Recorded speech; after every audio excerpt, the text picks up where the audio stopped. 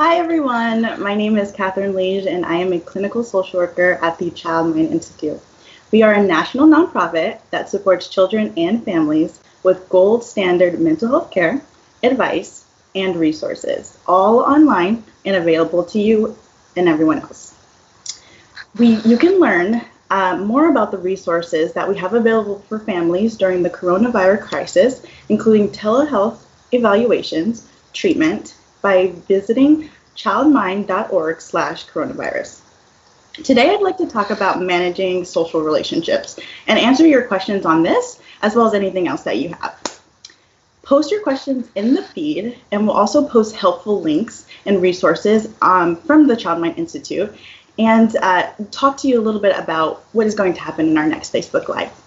Remember, we are here every day at 10 a.m. and 4:30 p.m. Eastern Standard Time, and we look through your questions daily. So today I'd like to sort of piggyback on my colleagues who have talked a little bit about the importance, or a lot about the importance of self-care. And, certainly the outcome of self-care can definitely be really strong and healthy relationships. And so many of us can identify as parents, we can identify as individuals who are interacting with teachers, we are siblings, we are supervisors, we're employees, we have all these social relationships going on, and we're physically distancing, but we do certainly have that social aspect still there, and still alive, and we want to keep that alive.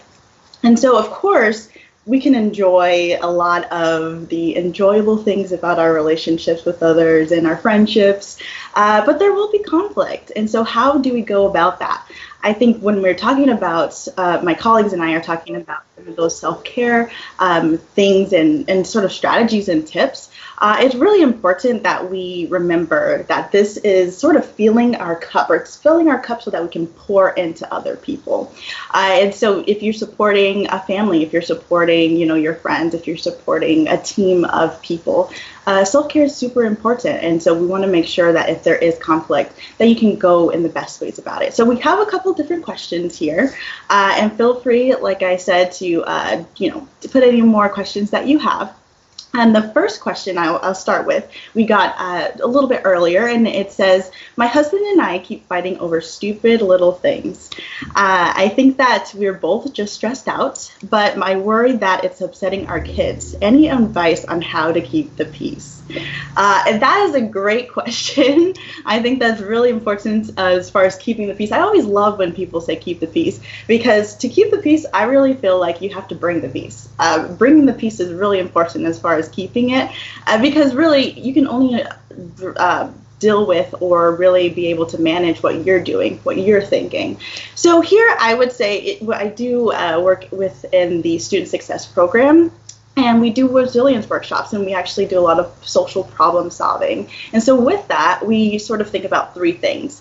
The part of the problem that is the evidence, the part of the problem that is what you are thinking, what you're feeling, what you're doing, and then the other part is what that person is thinking, feeling, and doing. And so I really want to start there about like some of our automatic thoughts that we're just thinking about, especially when it comes to fighting over little things, because of course that can happen. And that is not out of the norm. You're spending a lot of time at home, you're spending a lot of time maybe together, or even just in the close quarters with one another, and so that conflict might happen. So the three parts that I wanted to hone in, and specifically for this example, I'm thinking about what you are doing, and that's where that self-care piece does come in. It does come in because you are focusing on how you are responding, how you are dealing with the situation. Now, for example, if my partner, if I realize one day that I have done the dishes for the last 3 days in a row, and I have not received any help at all on those, and I go to my partner and I just say, you are doing nothing in this house, you are not at all helping me with anything, that can come from a lot of anger and a lot of things that maybe we hadn't talked about. But if I think about, maybe that's my automatic thought is to go there, but if I'm thinking about more logic, more realistic question or way to like come about this, I can say, you know what, I've been feeling like I have been, doing the dishes a little bit more. Do you mind if you take the dishes this time? Or are you able to, maybe we should get a chore chart, or maybe we should get something in order. And I think that's a really important part as far as when you're talking about stressing, being stressed out because of maybe work. Well, also you might be pouring that onto your kids as well, and they start to see that and they'll start to pick up on that. Effective self-care should definitely bring up some self-awareness, and that's what I really think that it can be good when you're coming into these conflicts and sort of how you can solve those. And so another question that we actually got, which was I think can also piggyback off of this, is that my mother is not taking this seriously. I've been trying and trying, but she won't listen, and she thinks I'm overacting when we say that we cannot visit. And so I'm worried about, and I'm tired of the fighting. What do I do? This is a great question.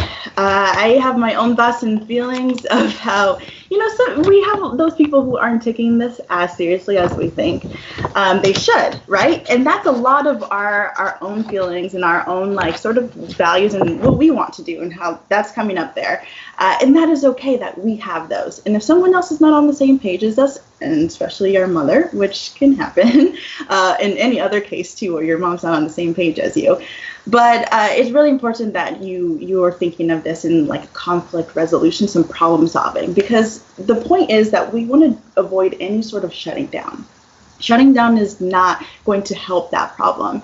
And going back to keeping the peace, really sometimes when we do, or when we're thinking that we're keeping the peace, is we're really just avoiding the conflict. And we're thinking that's keeping the peace. Typically it blows up later, and so it won't be as effective as we go on. And we want to be able to remember that.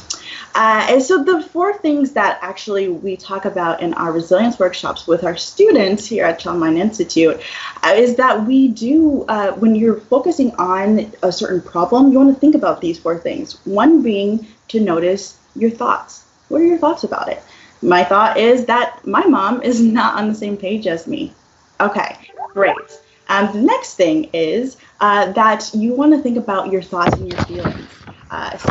Or your feelings included. So with one of the feelings that you can have right here, it says, I'm worried.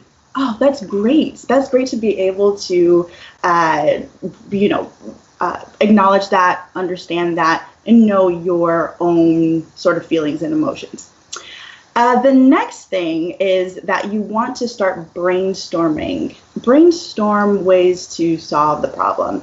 You don't want to sort of go with your automatic thought in the first thing, because like I said, remember in my last example, I just decided to tell my partner, you know what, you don't do anything in the house, which is probably not the best one. So there's a lot of different solutions that you can look into. For this one, it's great that you have been trying and trying. Acknowledge that. Acknowledge that you have done on your part and how to talk about, here are some really, maybe helpful ways that you can take care of yourself. Maybe wearing gloves, or maybe just remembering to wash your hands all the time. Don't touch your face, don't touch, your cell phone after you've been touching a lot of different things, and really helping as much as you can, and keep trying. Being very vocal about your feelings, emotions is really good too. That is definitely helpful in saying to your mom, I am worried, and I'm tired of fighting. So if this is something that you can use later on to continue to build on your relationship, that's good. That is a silver lining to that. So that's one of the things that we actually, it looks like we had a question. So my wife and I, thank you so much for this question, by the way. My wife and I cannot seem to agree on a parenting plan. When our toddler twins go to bed, that's one of the things, whether or not to be strict about eating before dessert, how much TV, you name it. So this is really, really important. Oh, and it looks like we have some more. So we both work long hours and usually have a full-time nanny. And so this is pretty new to us. That is totally relatable. This is new to all of us. And so thank you so much for tuning in, by the way, on this question. Again, my name is Catherine Legion. I'm with the Child Mind Institute, if you're just now logging in. So with this question, just to summarize it, getting a parenting plan, especially when this is very, very, this is sudden. If this was not something that you had, oh, here's our plan, your parenting plan when there's a pandemic, you can't leave your home. That's not what we had, unfortunately, though I wish we did. And when you're thinking about your expectations, you really want to restructure those. You really want to think about when you are there's a parenting plan, the leniency. How much are we going to compromise in this situation?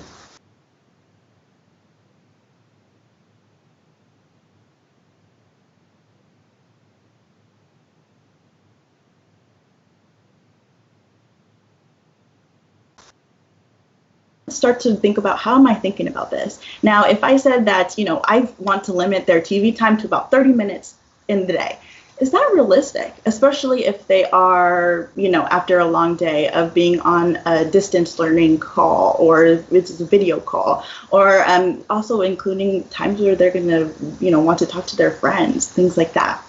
You want to be mindful of those things. And well, and for as far as a parenting plan in general. And with taller twins, there's going to be a lot of playtime. There's going to be a lot of time where they are just, you are maybe compromising in what times of the day will you be able to take care of them while I have this meeting, and things like that. And maybe if there's a schedule, and maybe if you can sync those schedules, that'd be helpful.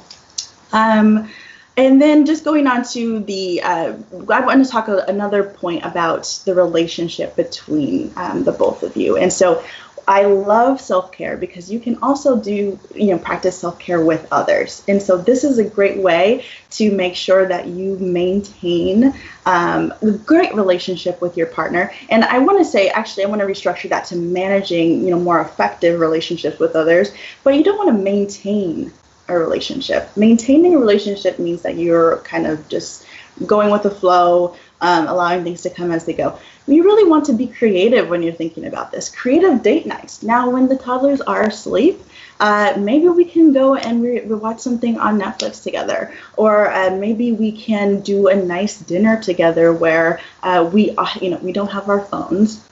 We're not focused on anything else. We want to be able to connect with each other. And so having those times are super duper important. Having alone time is great, and that will be a part of your self-care. Making sure that you're doing things together too, and this time is really important too.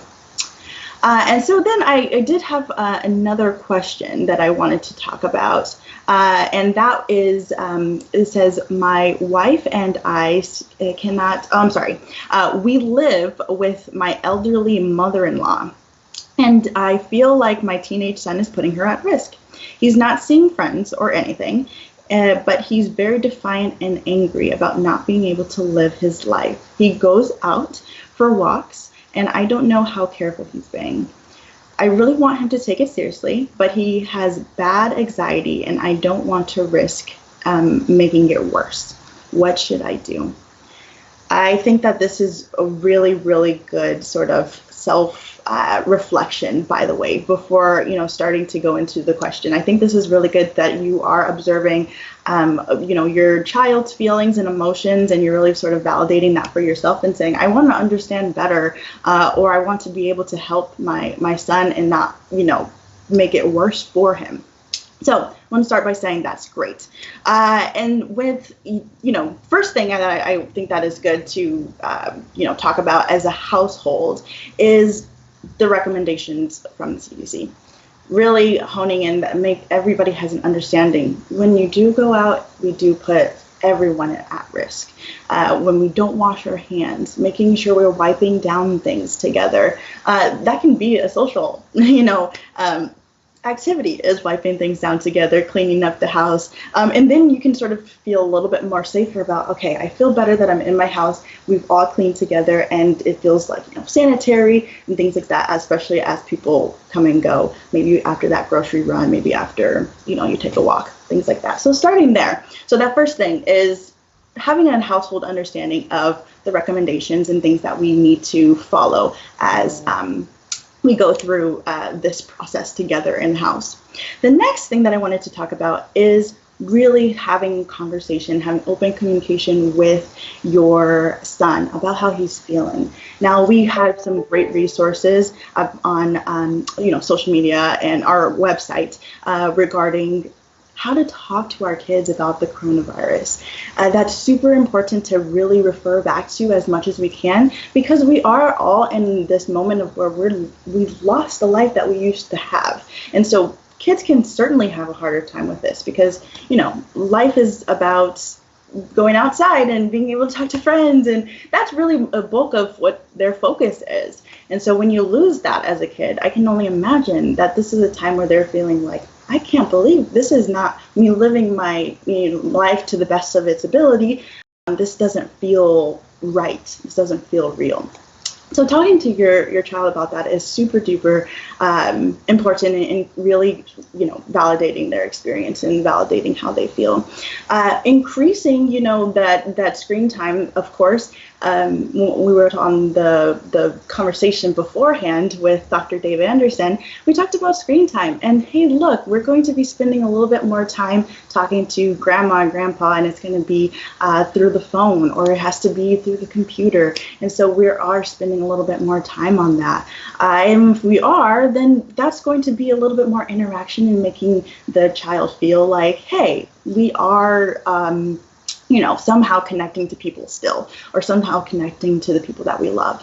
And so that is one thing that I want to talk about. Seeing friends, if he's having trouble seeing friends, talk to him about how to reach out to friends. There's tons of resources out there. I know there's tons of apps. You can have Netflix parties. You can do all sorts of things. People are getting really, very, very creative. For myself, I went to a gaming party the other day on Zoom, and we actually did an escape room on Zoom all together, and it was quite the fascinating experience to do an escape room online. But nonetheless, it was pretty fun. So just thinking of different ways in helping our children be able to think, okay, this is a different way that I'm going to connect with a friend that I had not thought about before. And that is okay. That is okay. And we sometimes have to aid them to getting there.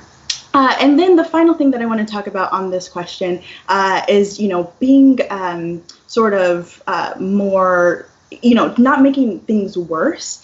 I think that the part here is where the self-care really comes into play, because it can be very easily, when I talked about those problem-solving tips earlier, it can be very easy to go ahead and think, I am the worst parent ever. I can't believe, I'm making everything worse. I'm making everything, not as great for my child. I'm not doing my best. And so that can actually be one of your responses to yourself.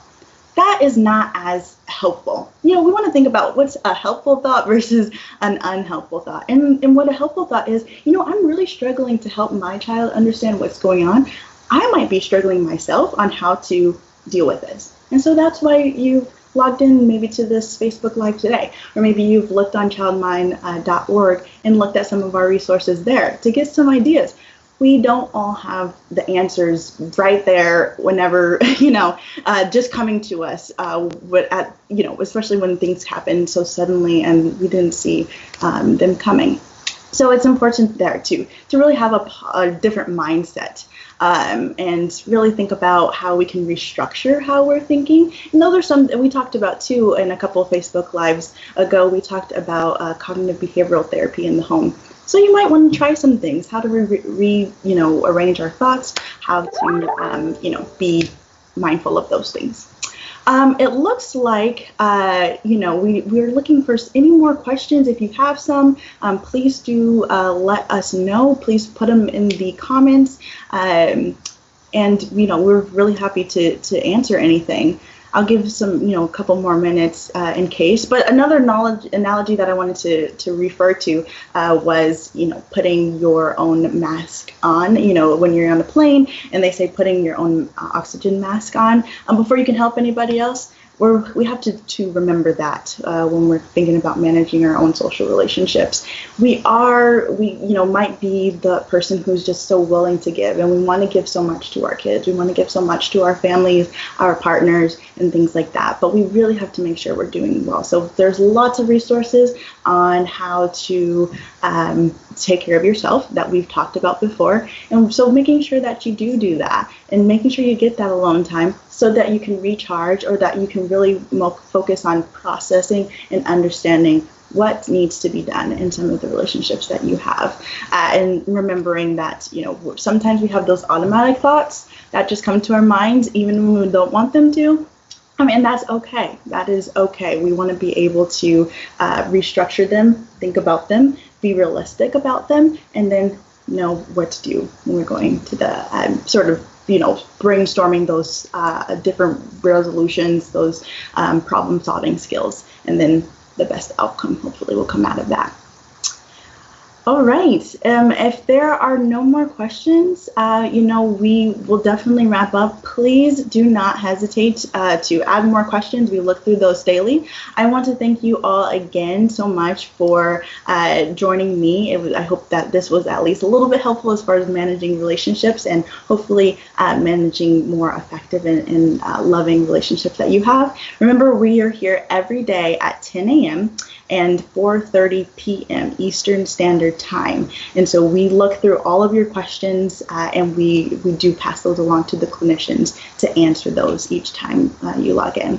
Check the post that we have here for the details for the next Facebook Live. And the Child Line is here to help with the mental health and parenting needs of this coronavirus crisis. And so we're here online through the Facebook Lives, and we're also here on the website.